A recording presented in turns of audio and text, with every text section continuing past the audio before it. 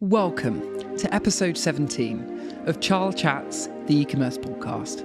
My name's Nick. I'm the founder of Charle, a Shopify agency based here in London, and I'm so excited to welcome you to our home for some very open, honest, and real conversations with some absolute A players in e-commerce right now. So, without further ado, let's do this. Stocked in 1,100 JD Sports around the globe, and your clothes are worn by the likes of 50 Cent. Natalie, tell me the story of Hoodrich. So the story of Hoodrich is a really interesting one. We started about 10 years ago. Our founder is a young guy called Jay. He is from Birmingham, born and bred. He had always had a desire to create his own brand. He wanted to make something of himself. He didn't want to work for anybody. He was really young at the time. So young, early 20s. Wow. And he started designing T-shirts pretty much from his bedroom using basic platforms, doing a print on demand type thing, creating a concept that was Hoodrich. Mm-hmm. And Hoodrich became something that he developed and printed 300 T-shirts, did a rollout and started selling them to all his friends and traveling around Birmingham and selling them out the back of his car, genuinely out the back of the boot of his car. No way. And it generated so much interest because I think the name has a really strong link to being able to bring yourself out of something and into something else, which I think correlates very strongly to the essence of the brand. Mm-hmm. And that type of thing grew. And then at the end of the day, it became something that was more across hoodies and tracksuits, and the concept grew. He started to do small trade shows, develop a bit of an Instagram following, and it just grew from there. So yeah, How old is Hoodrich now? So we just celebrated our 10-year anniversary, Wow. which was in August last year. We had a big 10 years deep campaign, which was really successful. And so, yeah, we're rolling into our 11th year. So Jay was really quite an early adopter in terms of that cohort of brands that we see today that are like our superstars, that are they all have similar stories, right? In terms of somebody that's working hard, they're busting their ass to try and make something of themselves. Yeah. And they are looking for opportunities around them, selling out the back of their car, designing clothes. Do you think that Jay always thought that Hoodrich would become the global brand that it is today? I think he actually did. I think he always had, I think he's very goal orientated. Uh-huh. I think he always wanted to achieve something great. And he sacrificed a lot of his time, his freedom, essentially also his money. And I think a lot of these brands that you talk about that go on that journey that start from literally, and this is our strapline, it's just from nothing to something. A lot of those brands have something in common in that they start with a real dream and a real passion and a real drive to be able to make something of themselves. But when you do that, if you are lucky enough to catch the attention of the right people at the right time, buyers at certain, high street retailers and things like that, you can actually be at quite a synchronistic point in your journey to be able to really blow up and make something happen for yourself. And that's essentially what happened with Hoodrich. And you said there that your strapline is from nothing to something. Yeah. And do you think that Jay felt like he was coming from nothing in his story? Exactly that. Yeah. And that's why we use it on all of our clothing. It's a big part of our brand activation. It features in a lot of the messaging and the strategy that we use for a lot of the different projects that we work with in communities and things like that. It's genuinely an inspirational story of how he went from nothing to something. That's, his family now must be super happy. Super happy that, he said, I'm going to go out there and do something. And he did. Conquer the world with it, right? Yeah. What a story. And for those that have been living under a rock and haven't come across Hoodrich, can you just give us a little bit of a roundup of the brand and what you sell and some of the other values that maybe you guys believe in? So essentially, for anyone that doesn't know what Hoodrich is, we're a UK streetwear brand. We sell predominantly tracksuits, pretty much led by hoodies. Our expansion really did come during that COVID period and lockdown. We had already before that point caught the attention of JD Sports and other high street retailers. There was a lot of initial tentative discovery into that world. Before that, we were literally just D2C. And once they took a little bit of a punt on us and put us into a few UK JD stores, the reaction was really impressive. And we rolled out larger collections, larger production scale. The expansion came across JD UK really, really fast, particularly as we hit COVID. So everyone was at home, everyone's wearing tracksuits. Like, I know there are so many success stories like that start in that manner. And, you know, or we were at home and we had nothing to do. And, you know, suddenly there's just like a huge community of people that really wanted to express themselves, but didn't really have anywhere to go to do it. And Hoodrich really did come in at that right time to fill that void, certainly from a D2C aspect as well. And yeah, that's how it grew from there. And you said that, you know, some people who hustled hard to create something were either lucky enough or able to catch on and grab the attention of thousands of people. What do you think it was about Hoodrich then that made people go, I want this brand. I understand that brand. I can relate to it. Why did Hoodrich catch on? I think there's a number of elements, because it's not always just one thing, is it? I mean, essentially, the concept of the clothing is very much rooted in American street culture as well. So there's a nod to that American look and feel of streetwear and the desire to create something in the UK that would represent that, but in a more UK version. And also the concept of the word Hoodrich, because that was, as we mentioned before, Hoodrich is essentially nodding to the fact that you've come from somewhere and made yourself into something else and grown through a ladder of opportunity and hard work and sacrifice to get to where you want to get to be able to achieve a space where you no longer need to rely on anything or anyone, and you've essentially created something that elevates you. And I think that's what the concept of Hoodrich is, and still, well, was and still is. Yeah, so I think that's what people love about it. And just that relatability, isn't it? And that kind of like other people out there that are aspiring to make something of themselves that maybe have not gone on to do that yet. And we see a lot of brands that really build and foster communities around their like really founding values that make people go, wow, this brand is like everything I believe in. And where I want to follow the footsteps of maybe the founders of this brand. And where did your personal journey enter into the Hoodrich story? So I started working for Hoodrich 4 years ago. I already had a history of e-commerce, working for another brand previously. I was working for a jewellery company and worked there for about 5 years, running e-commerce there and heading up brand there. And when I came to Hoodrich, it was just sort of coming out of lockdown, middle of lockdown, so like beginning of 2021. So when I started at Hoodrich, we had not grown at all internationally. We were only D2C within the UK. We were only high street retail within the UK.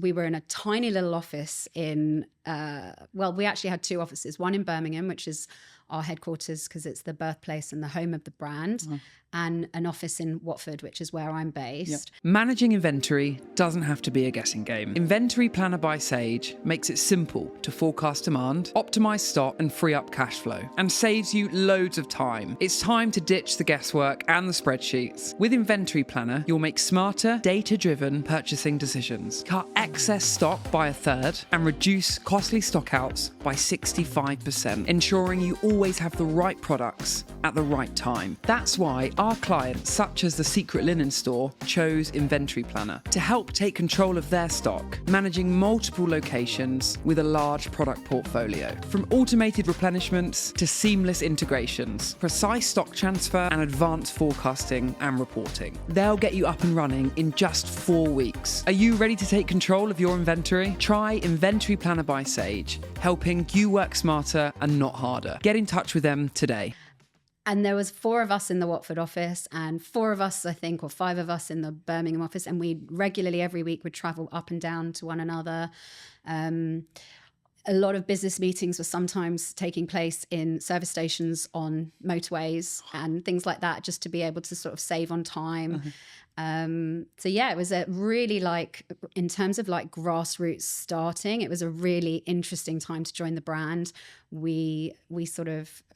Everyone sort of pitched in on a sort of jack of all trades kind of feeling. Everyone did a bit of everything. So we had such a small team. We understood very early on, like I understood how to do goods in, goods out. Other people on production knew how to work on e-commerce. I understood production. Like it was a really small team. And I think you don't often get that. That's quite unique to be able to have insight into every single department because there's only 4 of you in the business or 5 of you in the business. But it so quickly grew. Like I said, we had such a massive not overnight, but very sudden success that it moved so fast. We had to move very quickly with it. So you joined when the business was much smaller. Yeah. You say there was actually like 4 in one office, 4 in the other. So you're like part of the first 8 people of that brand. OG. So you are really a founding team member. And that essence of a business when a company is that young compared to a few years down the line after scale and retailers and blah, blah, blah. Do you feel some sort of passion and like, is there a lot of emotional connection with those early days which help you in your job now? It's such a good question because it's exactly how I feel. It's there is definitely a passion in me because I've seen it grow from the beginning and I've been a part of that journey from the beginning. That gives me the ability to tap into where we've come from and where I know we could be going to as well, or where our aim is to go to. And I think with brands nowadays, with a lot of like, I think we mentioned this before, chopping and changing and moving around, like you don't always foster that sense of tapping in and awareness and connection to your brand. And if you have that ability and you do really understand your brand and you really, really want to see it do well, you actually become so embedded in that DNA that it's impossible to do actually anything else. I don't see myself being able to do anything else but this journey at this time because I'm so embedded in that. It is part of my DNA. I know where we were, I know what we've done, and I know where we are on our way to. And it's so exciting. I couldn't think of doing anything else. No. Do you see that passion in some of the newer team members that you're welcoming into the business? Yeah, for sure. I mean, we wouldn't have hired them otherwise, but yeah, absolutely. And I think if you don't see that, that's also a bit of a telling sign. Yeah. Because I think that's interesting where people are just sort of learning ropes and switching and moving on. In Hoodrich, we really want to foster people that fully believe and understand the brand. And there are still people now in both offices that have been there as long as I have. And we all have that connection to the brand. We all have that sort of thread of DNA that we both couldn't, or none of us could really think about doing anything else because we're so embedded in that story. I think it's a really important part of a brand story to have people that feel that way about their brand. Yeah, 100%. I think, even at Charle, we see a very similar sort of, I don't want to say pack mentality because it's not the right term, but when there is such an energy within a business to deliver something that like a shared goal, right? Yeah. When you joined Hoodrich, it was like, we want to grow, I'm sure, or we want to tell the world about this brand. And now you probably got different goals and aspirations. Yeah. But for like, now when you have a team member that joins who doesn't share those values, and it might just be a job, that's okay. We don't all have to be absolute missionaries towards a company, but they stick out like a sore thumb in a business that has that. Yeah. Is that something you see at Hoodrich? Is like individuals? There have been comings and goings of people like that. Yeah. And that's okay because, like you said, they're stepping stones. And I think if you're younger and you're starting out on that journey, you want to get as much experience across brands and possibly across agencies as well, and that's fine too. But I think if you're going to work brand side, you really need to feel that. You need to feel that DNA in your bones. You really, really do. And it needs to be something that, and I may be a little bit over the top, I think it needs to be something that possibly keeps you up at night in terms of strategy, of ways in which you could be doing something better or differently. I know it does for me, and I'm proud of that as well, because I think that is the difference that sets you apart from somebody who it's just a job for. 100%. Yeah. That purpose, honestly. In the early days of Charle, I always used to almost fight with myself that I'll be like, I'm not working, I shouldn't be thinking about work. Fast forward 6 years down the line, I'm like, I'm so privileged to be in a position where I care this deeply. Yeah. Like you really are. You look at other people in your own professional development, you go, you don't give a shit about that. And but that will set you apart. Yeah. Because 100%. That's what makes you different, because it's become part of something that you feel passionate about. Anything you put your energy into on that level has to succeed. Yeah. That's 100%. the reality. It's just following the energy of where your energy goes is going to create success. Now, the journey of Hoodrich obviously has changed since you joined the business. Yeah. We started this episode off by saying that Hoodrich is stocked in 1,100 JD Sports around the globe. Yeah, and rising. And rising. And rising, yeah. Tell me about that. That doesn't happen every day, does it? It doesn't happen every day, and it happened really fast. When we started, we had no international expansion strategy. Genuinely, we were a D2C brand within the UK, and we just thought, let's see where it goes. We didn't have any interest from JD Sports. There wasn't a desire to create beyond the UK border. So I think at that time, and this was also before Brexit, so there wasn't any concept of Europe or, supplying out to the European countries within the JD Sports framework. The first time that we got an order on the D2C that was outside of the UK, we actually thought it was a joke. We thought it was a mistake. And we were like, that has to be, like, how do they know about us? That's not even a thing. We haven't done any paid media there in that market. We haven't converted anything. We haven't followed a journey or suggested a journey via any flows. We haven't done anything on social channels to create that interest. There was definitely no JD expansion at the time. And it was actually an Australian order. And there was more than a few, actually. And I remember that a large proportion of them started to become fraudulent. And we were like, clearly we're attracting fraudsters who just want to buy product and maybe do resell. And obviously we wanted to stop that. So our tactic genuinely was at that time, and this is one of those laughable things that you look back on and think, what were we doing? We created the shipping profile for Australia to be just something astronomically unobtainable. So it was like, at the time, 30 or 40 Australian dollars or whatever it might be. I think it was something like that, just to try and like deter people from ordering, because regardless of hitting any shipping thresholds, it was like, that was your flat fee. If you wanted it, you had to pay that fee. And they did. And we were like, oh, hang on a minute. They're not actually going away. They're increasing. So what once was actually like a genuine concern that we were hitting frauds, and there were some legitimate fraud orders at the time that were sort of incurring chargebacks and were a bit stressful for me at the time. We suddenly had to step back and go, oh, hang on a minute. We've attracted an audience we weren't even anticipating were there. We actually have to nurture that audience and totally rethink our international strategy and start working to understand, like, where's the interest come from? What are the things that they want? They're obviously in a completely upside down season to us, because when it's our winter, it's their summer and vice versa. So understanding where our buys should be. Should we buy outerwear in summer and have that on the site for the Australian contingency? I mean, it just became such a developing conversation out of nothing. And when I look back on it now, it always makes me laugh that the first thing we did was try to stop them from buying from us because we thought it wasn't real. And did you have any moments of doubt where you thought, we're just not ready for this yet? This is too much, too quick? Never. Never? No. I'm not deterred by things like that. Mm-hmm. I really don't. I find it just more of a challenge. So let me get this straight. You're growing fast in the UK. You're being stocked by some amazing retailers. Suddenly, you have some orders coming from Australia and you're like, let's just hike the prices up for shipping because I can't deal with this right now. It can't be real. And I don't have time to deal with chargebacks and fraud. Let's just make it really unobtainable, basically. Would you say that is like the beginning of your international strategy? Yeah. And I think at the same time, it correlated with our first order from JD outside of UK.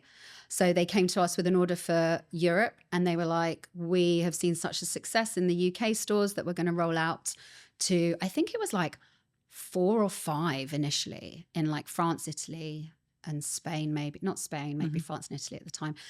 And it was the most exciting thing in the office. We were just like, we're suddenly developing a much wider net.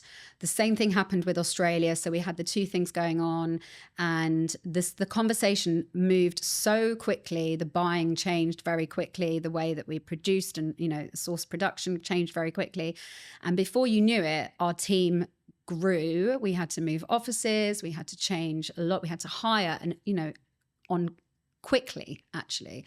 To be able to account for the increase. And I think that was the moment. And I think it was like late 21 late 2021, as we were going into 2022, that we saw like from quarter to quarter, we increased I think the numbers went ridiculously into thousands and thousands of units. Running a retail business is exciting, but it's not always easy. Manual processes and outdated, disconnected systems slow you down. And that's where Bright Pearl by Sage comes in. Bright Pearl is a flexible and easy to use ERP solution built specifically for e-commerce businesses. It takes the stress out of operations by automating everything from order fulfillment, shipping, and accounting, while giving you real-time insights into your inventory and finances. With a library of seamless plug-and-play integrations, Bright Pearl by Sage connects your entire business effortlessly. And what's the result? You reclaim hundreds of hours, reduce hiring needs by 50%, and send orders up to 7 times faster. Whether you're expanding to new sales channels, managing multiple warehouses, or expanding internationally, Bright Pearl helps you scale smoothly and confidently. Why let outdated systems or spreadsheets hold you or your customers back? Contact Bright Pearl today.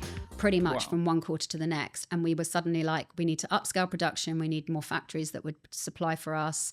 We need to negotiate on pricing. Like everyone was involved in a much bigger picture very, very quickly. So everything had to grow. The marketing team had to grow. Creatively, we had to grow. It's been an expansion I suppose it's for me over the last 4 years, but really the story is a 10-year story. So and looking back retrospectively, do you think in the moment you knew how big it was? No, I just didn't.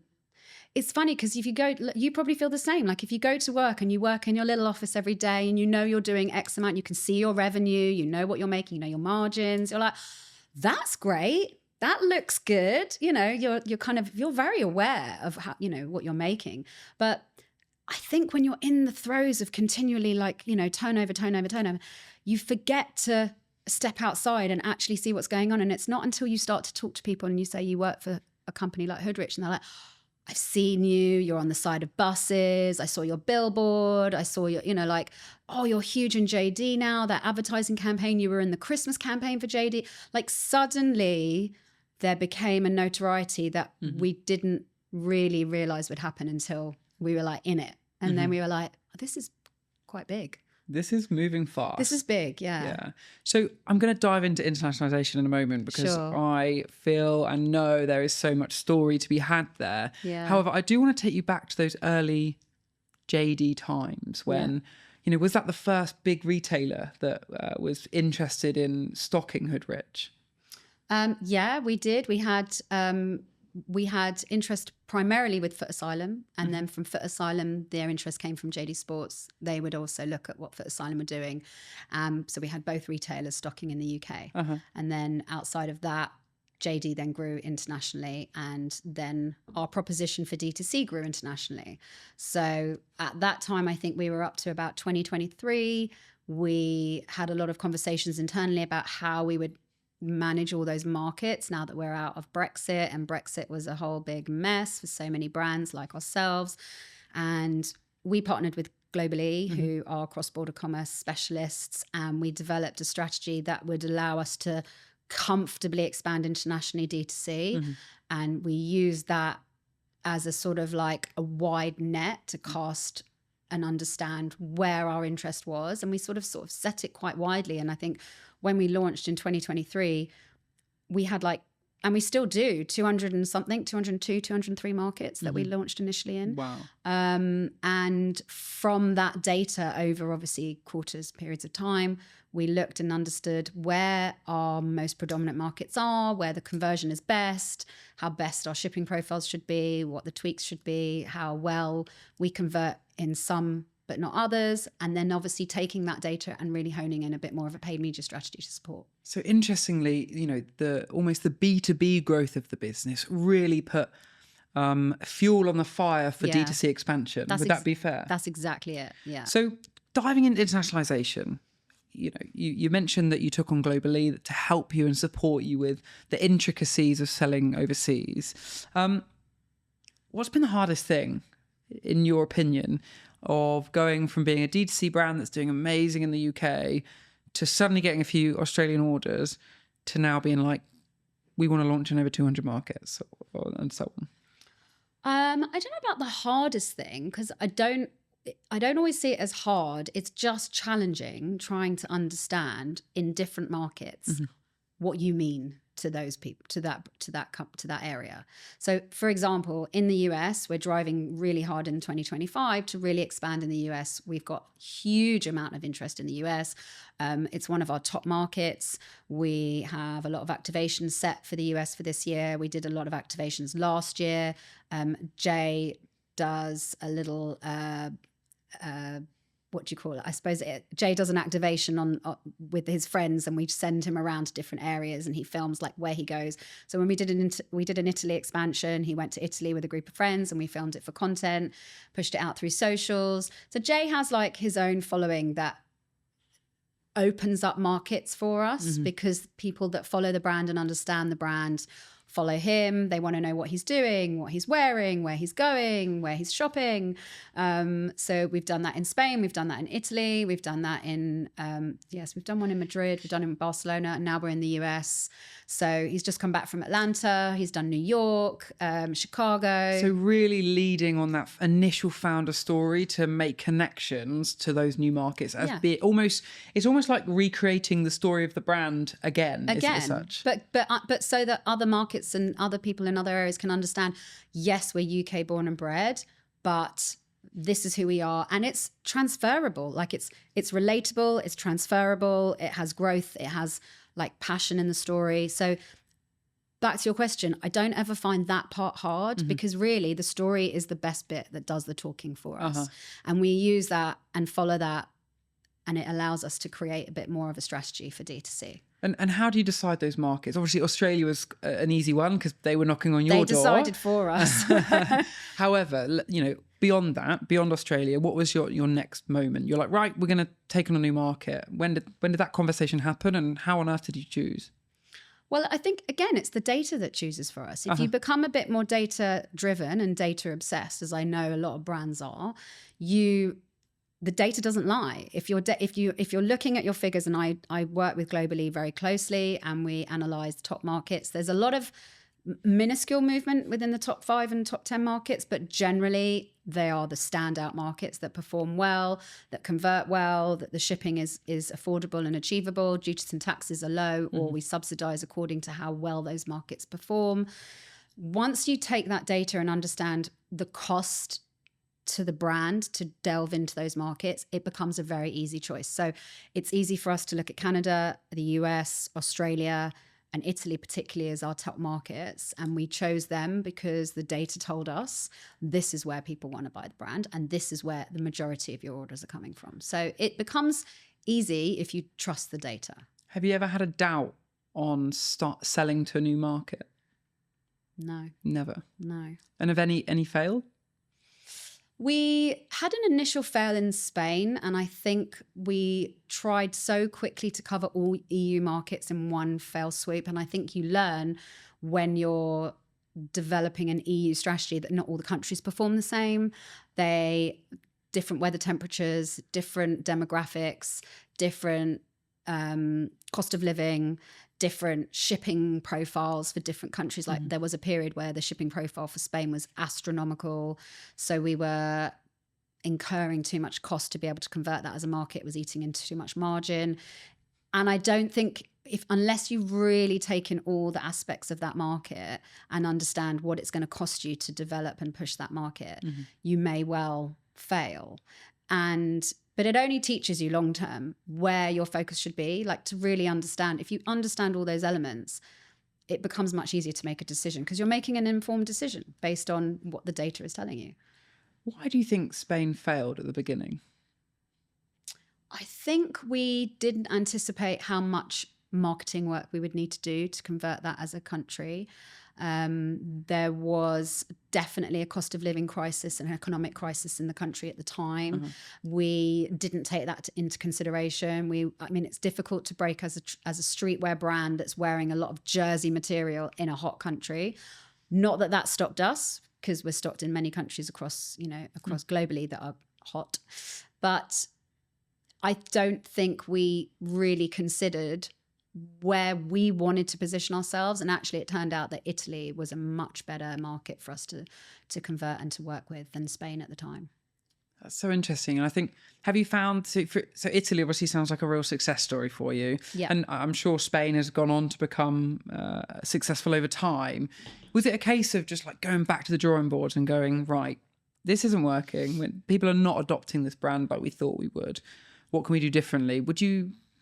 Have you considered like presenting the brand differently, or trying to appeal to a market that might be different to how you appeal to people in the US, for example? So I think sometimes it's because, and I still hold the fact that it's quite special that we're quite a small team.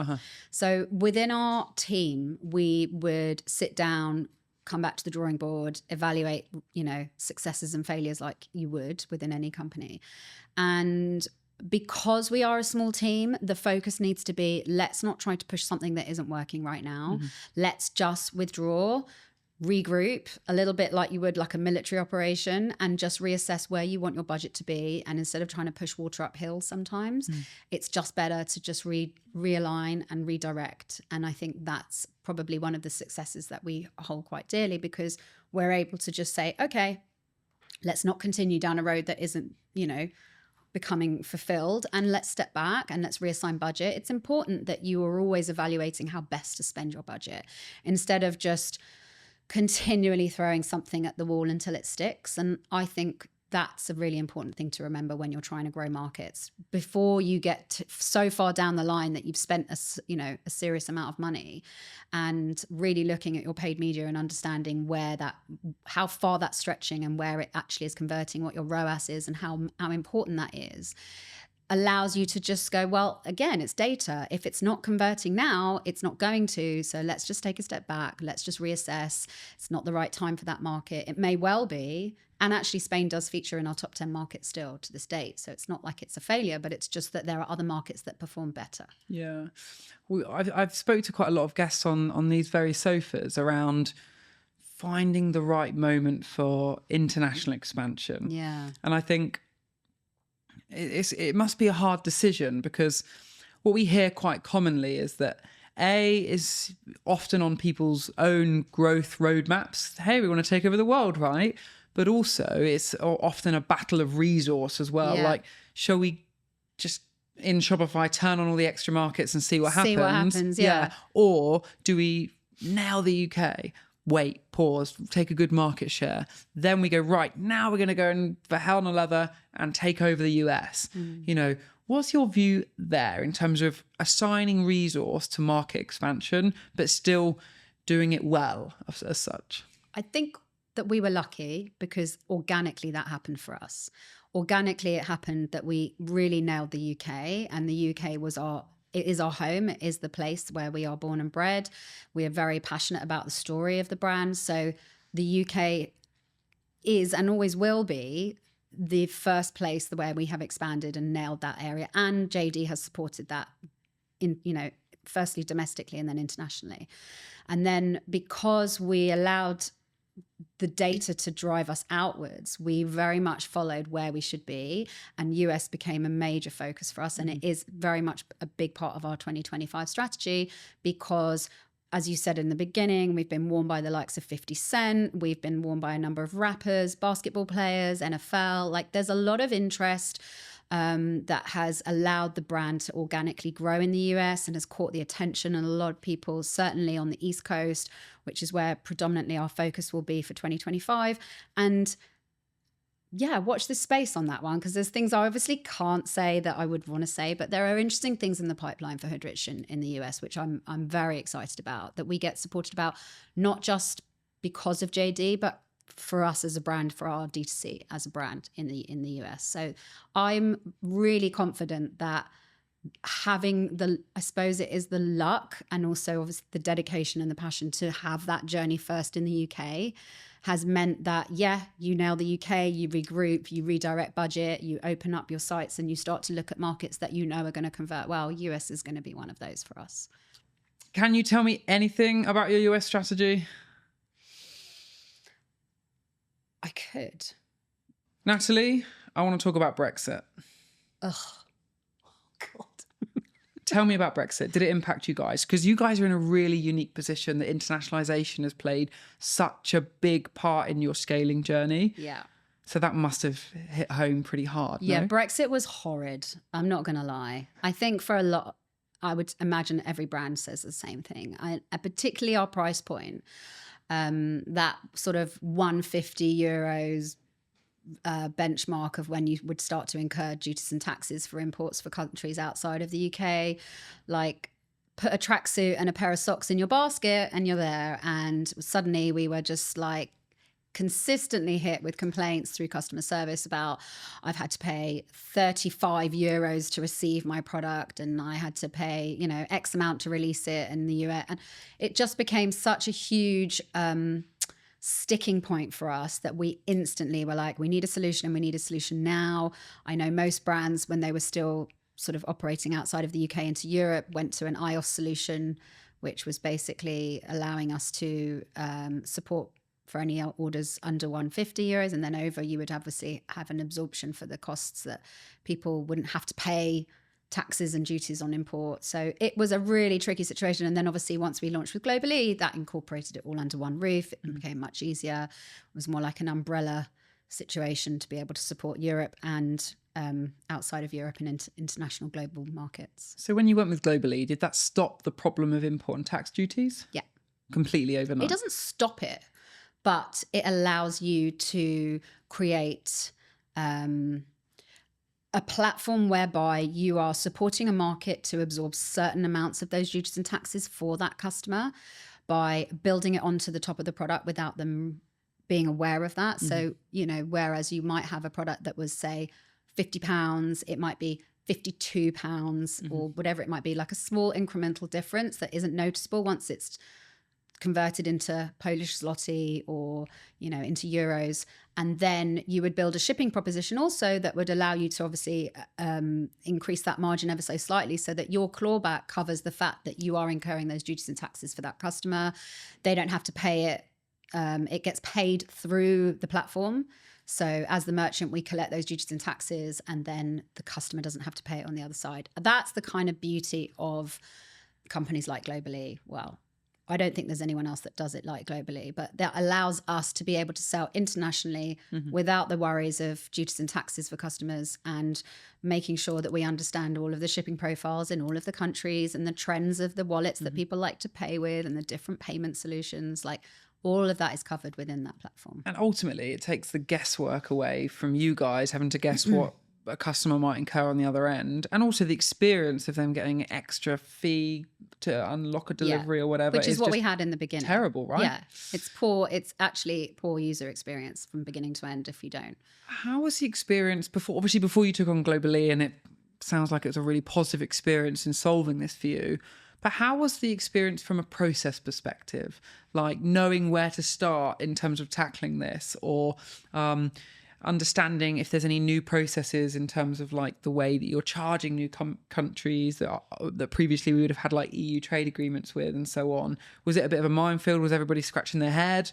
What was that like for you, being at the forefront of that, really? Well, it was exactly that. It was a minefield, and it was a case of not feeling confident enough to switch on markets in Shopify to really understand what each shipping profile should be for each market, having to really research each market and decide what we should do with them, understanding different trade agreements and what kind of VAT they charge in different countries. It's just enormous. It's not something that I think it's actually not for the faint-hearted, and especially when you're in a team that's sort of small as ours. It's one of those things that we're so grateful to be able to outsource, because a lot of our outsourced teams work as part of an extensive team at Hoodrich. So we all plug into the concept of what's best for the brand, what's best for the, for the commerce aspect of distributing to those markets. It is a real minefield. And I do think you need specialist assistance if you do not have in-house teams to be able to support that growth. And did it affect you guys actually getting stock at all in terms of like imports? And No, we manufacture within Europe as well. So we outside of Europe as well, but predominantly in Europe. So we have found that still to be a seamless transition, thankfully. Yeah, and in terms of like the globally experience, is that something you'd recommend to other e-com brands? Yeah, I mean, I don't hide the fact that I'm huge fans of Globally. I think that the service they provide is excellent. I'm basically doing them free advertising right now. I think know, I'm gonna have to charge them for this. I think they know how I feel about them. I think it's really important if you're looking for expansion globally and you want to understand cross-border commerce, you need specialists within that sphere, and they definitely understand trend. They analyze the markets, economically, so that they know how that's going to affect all of the aspects of their VAT and trade and couriers and payment solutions. There's so many elements that plug into that as a platform that for brands like us that are looking to grow, I would be really pushing hard for people to look at that as a solution for cross-border commerce. We've spoken about internationalization being such a big part of your growth journey, but growth in fashion, it's hard, right? It's really hard. Fashion moves quickly. Yeah. How does Hoodrich stay hot right now, and how's it going to be hot in a year or two? Well, there's so many answers to that question. It's so I think when you look at how brands trend, I think you need to be conscious of many things. So obviously, my focus is on the D2C channel, and my focus is on how best we drive traffic to the site, convert that traffic, create opportunities on site that make it impossible to do anything other than purchase. Obvious things that are parts of overall conversion strategy. But also, it's about becoming obsessed with your product. It's also about making sure your price point is correct. It's also about, like, if you're driving traffic to the site, there are, I think, 3 main things that you need to be obsessed with: your site and how you convert that traffic, your product, and your price.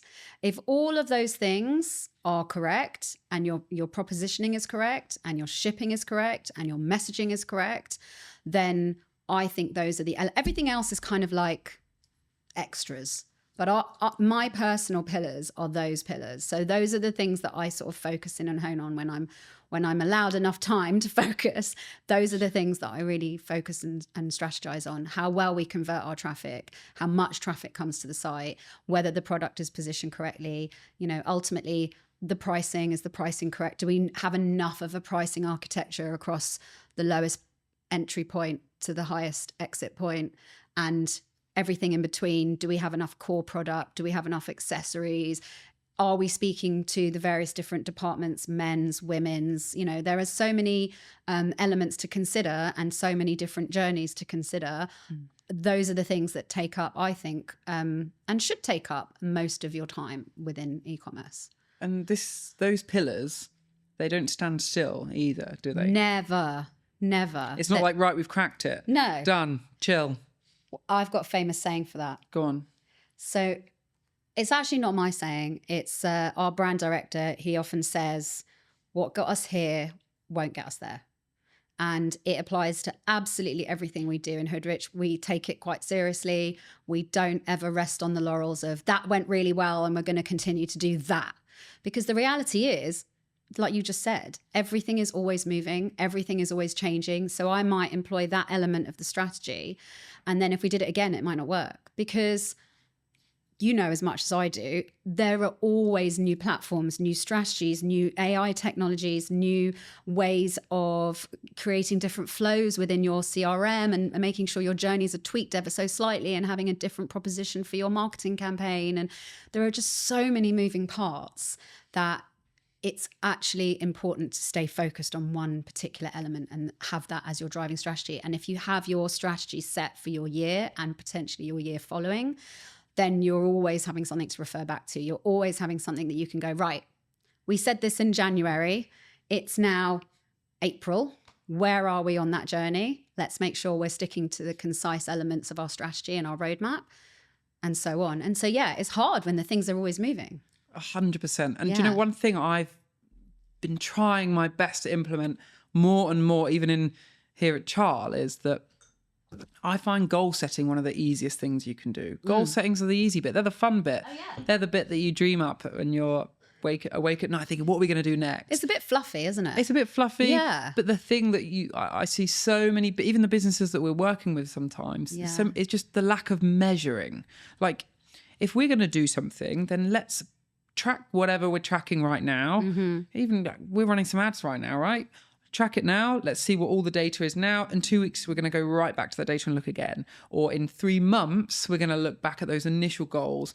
Even with things like CRO strategies, you can sometimes get so into a strategy that like 4 months later, you're like, right, we've got our loyalty scheme out. We've got this out. We've got this brand new PDP design. What was the point? Conversion rate, was it? I don't know, can't remember, because so many other things have got intertwined with that. So I just think sometimes having that ability to really measure and be very specific about what you're actually trying to achieve. Remember your end goal. 100%, 100%. I always put little sticky notes all around my flat.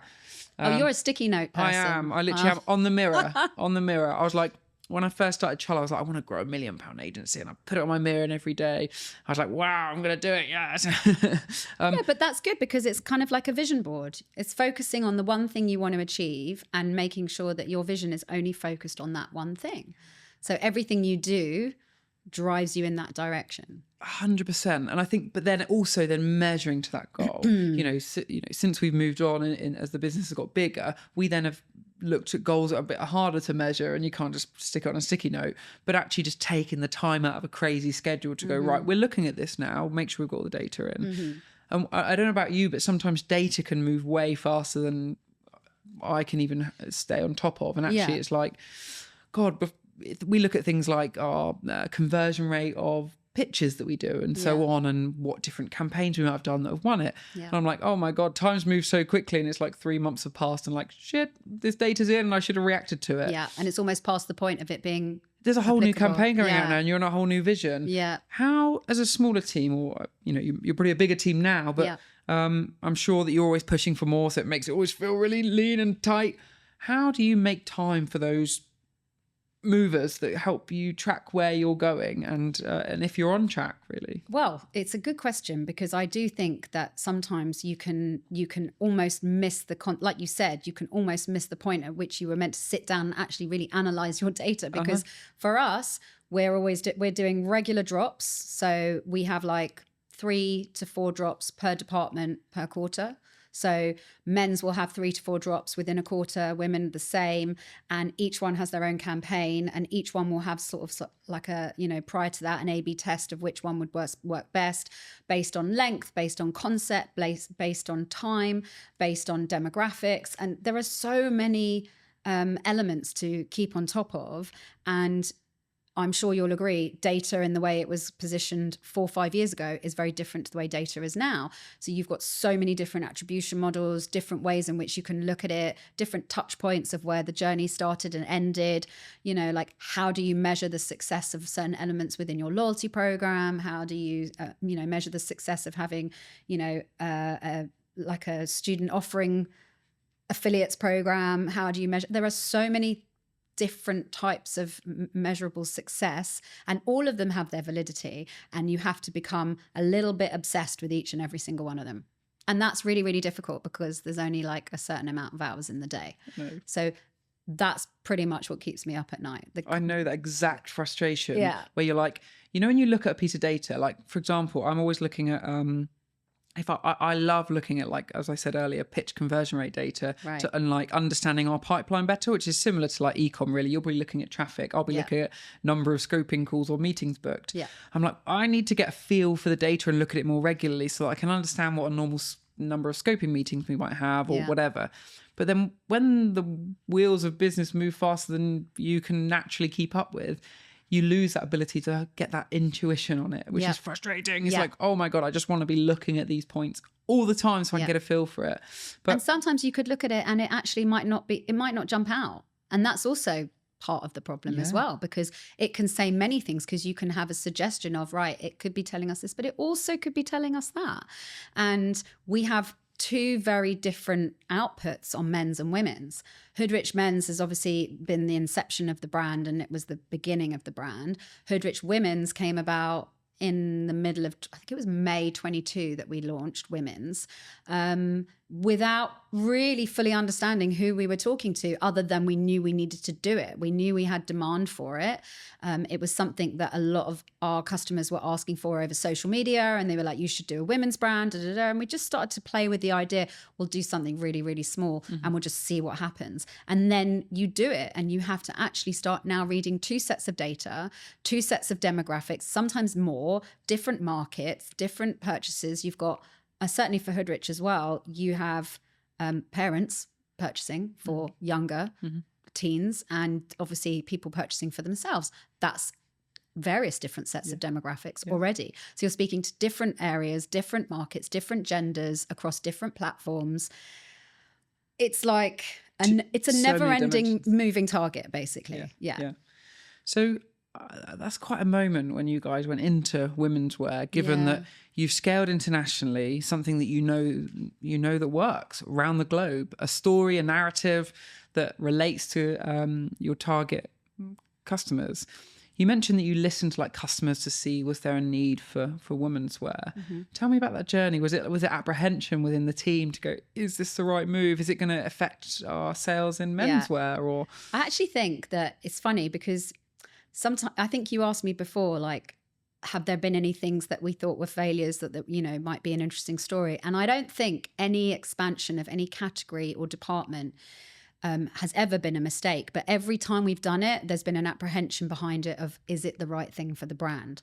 So the development of women's was like, should we do that? Will it be detrimental to the menswear? Will it affect the buyers of men's and that streetwear demographic to suddenly see that women are wearing the brand? Is that going to annoy them? Is it going to be something that becomes dead in the water to them because there's a female concept? Or is it going to support and grow the brand? And even though there's a demand for it, there's always that apprehension because, like I said, we started as a small team of whether that's the right thing to do. And we had the same when we introduced denim, which is a recent one. So we've just introduced denim as a new category, which has been phenomenal. At the beginning of it, all of us were like, is it good? Is it bad? Should we not? I mean, we're driven by a lot of factors of whether that's the right thing to do. And you sort of follow, like you do follow data, but intuitively from a brand perspective, is it going to be a good thing? Is it going to be a bad thing? And there is always that leap of faith. You have to just sometimes, irrespective of the data, you do just have to jump. You do just have to jump. There's a lot of toe dipping, but you do just have to jump. And I think sometimes when you do it, even if you fail, and thankfully we didn't, but even if you do, there's always a lesson. So you're always going to learn from it, whether it worked or it didn't. And thankfully it's worked really, really well. So, expansion of women's is huge. We now distribute women's across all of the JD doors, globally. And that's growing exponentially, and it's taken on its own DNA and its own feel. It's very different to the men's category, different to the designs, speaks to a different customer. We're super proud of that identity, and it has a complete look and feel of its own. The styling is on point. We have some exceptional creatives within the agency, within the company that work. You're stealing my job. Well, they work really, really hard. They just do a really, really good job. Nice. And I actually am super proud of them because it's really hard to develop an identity when a brand started off as one thing and then did something else as well. And they did that with denim, and they introduced the denim category really well, and that was really effective. So yeah, it's hard because you are doing a bit of a leap of faith, but I think risks is another thing that is important within a business like ours. You've got to be able to take risks. Did you personally think women's wear would work? Yeah, I did. Yeah. I thought it was a really good idea. Yeah. Was there anyone in the team who were like, I don't think we should do this? Yeah, definitely. I'm mentioning no names. But, everybody has their reservations because sometimes you just kind of stick to what you know. Yeah. And because it works. Yeah. And it was like, why would we do that? We could mess it all up. And what was your saying? What got you here won't get you there. That's it. You got to take a leap of faith. So that ethos can really be seen in all these other initiatives, because guys could just stick in menswear and just keep nailing it, right? Could do that. Be a bit boring. It would be boring. But you could keep doing new different campaigns, maybe new verticals, but taking the leap into women's wear. That's scary, isn't it? Yeah, it's really scary. But it's important to do that because I think you probably do this as well. If you don't scare yourself a little bit, in life, then how are you growing? Yeah. You have to grow. And what's the point? What's the point? One area I do just want to dive into is, you mentioned you've got unique identities to each kind of category within the business that have kind of emerged and developed as you've launched them. How do you deliver that on an on-site experience to the hundreds of markets that you've got? You've now got so many dimensions of end user, cultural differences between the markets, and now on top of that is different identities that sit within the categories. How do you deliver that unique identity to each of the categories across all those markets in, one online experience, if you like? Well, it's a bit of a buzzword and everybody talks about it, but personalization is a really important part of the journey, and just being able to personalize different aspects of where that user has come from, which flow they came in on, which ad they clicked on, whether they clicked on it within a different market from a PPC push standpoint, whether they came through a flow that had purchasing and previous browser history, and whether they only predominantly searched and bought women's wear, or whether they only predominantly bought men's, or whether, there are various different segments and flows that are created for that, and personalization is really important. So we're really honing in on that particular journey for each particular customer, and it is so vast because you can become so wide, but essentially tone of voice is really important for Hoodrich. We talk about this a lot in our CRO strategy meetings. We talk about Hoodriching it, and Hoodriching it is a concept that none of us can really we can't really explain what it is, but there's a tone of voice and a way in which we appear on site, in socials, in CRM, across various different off-site media, so out-of-home experience. There is a tone of voice that we call Hoodriching it. So when we Hoodrich it, we take elements of normal communication, like you may also like, or because you bought, you might like this. And we change it into a tone of voice that speaks to our customer. And it might speak differently to men as it might do to women. And so we tailor that ever so slightly. So, in cart messaging and checkout messaging and idle messaging, and there are all sorts of different communications that we tweak ever so slightly so that the journey feels like we're speaking to that particular person.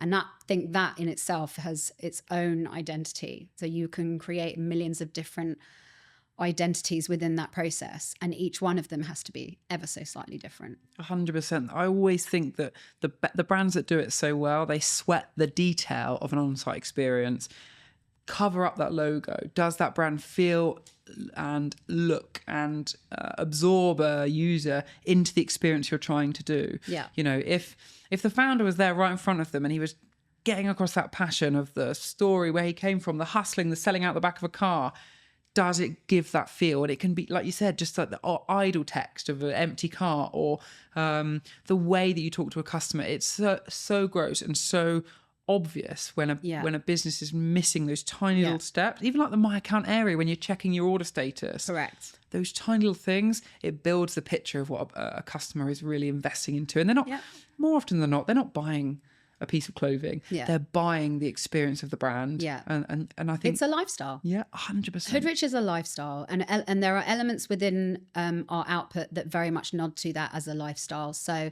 there is occasional merchandise that we often have on site that's limited edition, that speaks to the concept of lifestyle within Hoodrich. I know other streetwear brands do that really well, the likes of Supreme and the likes of Stussy, and having elements that aren't just apparel, they're collector's items, they're limited editions. There's elements that nod to, moments within our history, like our anniversary. Those are the things that allow people to buy into the concept of a brand and the concept of a lifestyle. So Hoodrich lifestyle, when we communicate that via our loyalty programs, or, through our email flows, or like the wrap-ups that we have at the end of each month, we often talk to our customers about what we've done, where we've been, behind the scenes footage, like we shot with this local rapper, or we're in Atlanta filming this, or, those are the things that kind of hook people in so that they're a part of the journey with us. It's part of the community aspect, outreach within the community as well, talking about projects that we sponsor, things that we do that allow you to feel like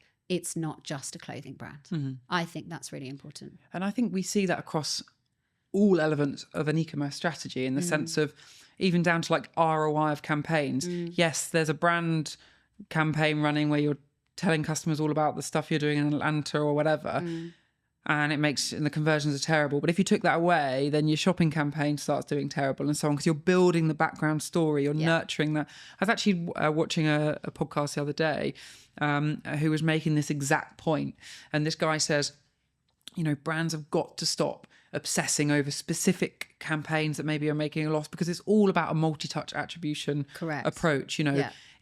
If you're not nurturing and building that next phase of purchasers, you're not going to make money on when you're warming people up, but as soon as they get moved down the funnel, and that can be, we can use meta ads as a great example, but we can use any example, doing in-person meets and collabs and engagements that start warming an audience up. So then when they do see you online, they're suddenly, or in Google Shopping or whatever, they connect to it.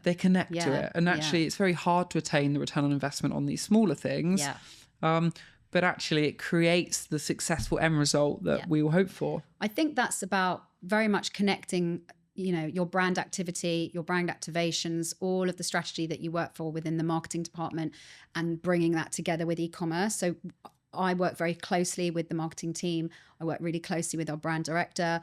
We are cohesive on moments that are happening out of home. So we obviously align our calendars together to make sure that, from a loyalty point of view, we're talking from a JD perspective, and the bounce back of JD, we're talking and reflecting that on site. So like you said, if there's something that's happening out of home and not on site, you will be able to correlate that to the moment that you actually saw that Google ad and be like, I saw that. I know that brand. They're already halfway down the funnel. The drive is actually not how well that one campaign did, but how well all the other elements within your activations are contributing to that moment. And then they come through to site. And then the conversion is so much easier. What a story. Natalie, thank you so much for joining me. You're so welcome. It's been incredible to dive into. It's a fun chat. It really is. Honestly, I've loved the story that you've shared, and I wish you guys all the success for the future. Thank you. I'll be watching super closely on your continued growth and success, and hopefully speak to you again real soon. Thank you so much for having me. Thank you. Thank you so much for joining us on episode 17 of CharleChats, the e-commerce podcast. What a journey to see and learn about a brand that's scaled all around the world. Please follow us on socials, and we'll be back again real soon.